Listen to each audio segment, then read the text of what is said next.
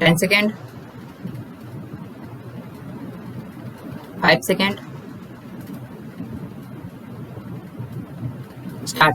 Sir, in our constitution, we have granted certain rights and the fundamental rights that are made available to the citizens in India are provided in part 3 of our constitution.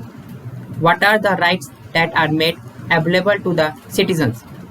They are the right to equality before law, right to freedom of speech and expression, to assemble peacefully and without arms, to form association or unions, to move freely throughout the territory of India, to reside and settle in any part of the territory of India, and practice any profession or carry on any occupation, trade or business. And there are certain other rights which are made available to the citizens of India. If we study and examine these rights, I am constrained to say that these rights can be enjoyed by those people who are rich or people who are having enough to exist on. These rights unfortunately cannot be enjoyed by the poor people. In the other constitutions of the world, there are certain other fundamental rights made available, and those rights are right to existence itself.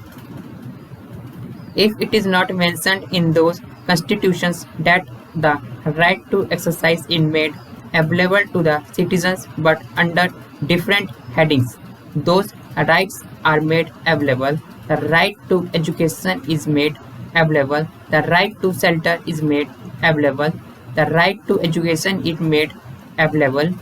The right is medical assistance is made available. These kinds of rights are made available to citizens in some countries of the world.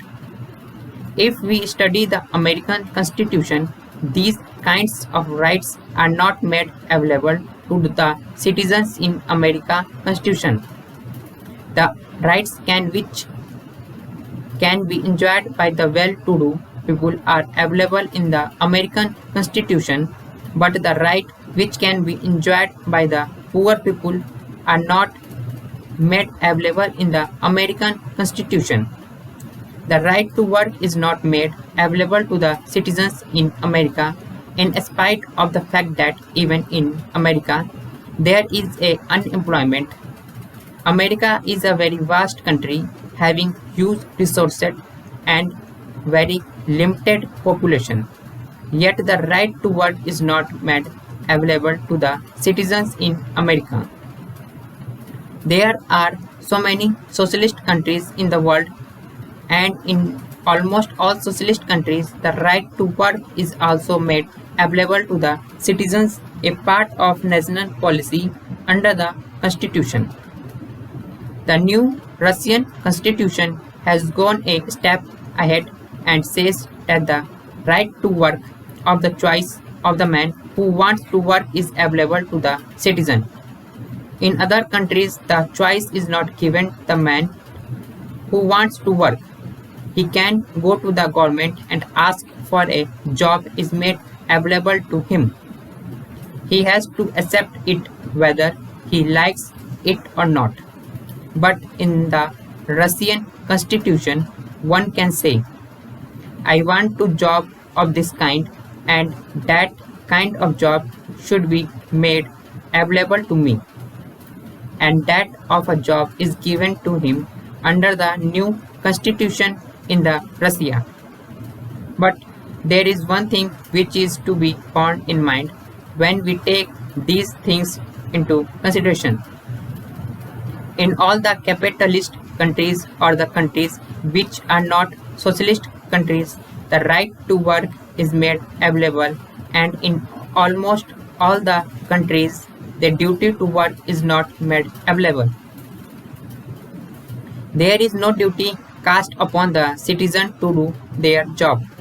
But in all the socialist countries, the right to work is given, as well as the duty to work is also upon the citizens.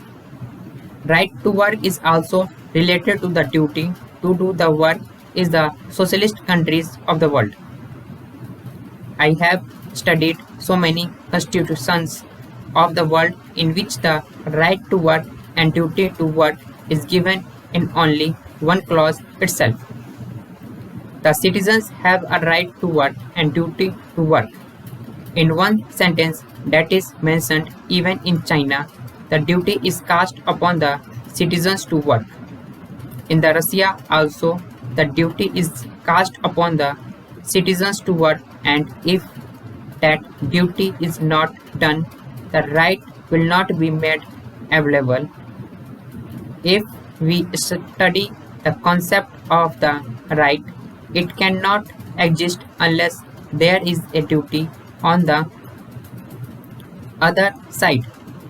If there is a duty, there will be a right, and if there is a right, there will be a duty. Now, the Indian concept of the duty and right is something different from the Western concept. The Indian concept starts from the duty and ends in right, and the Western concept starts from the right and ends in duty. I say, as a son, I have a duty towards my father. When I have a duty towards my father, father gets a right as against me.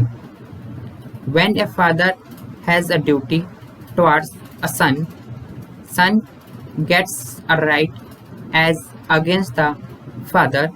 This is proper.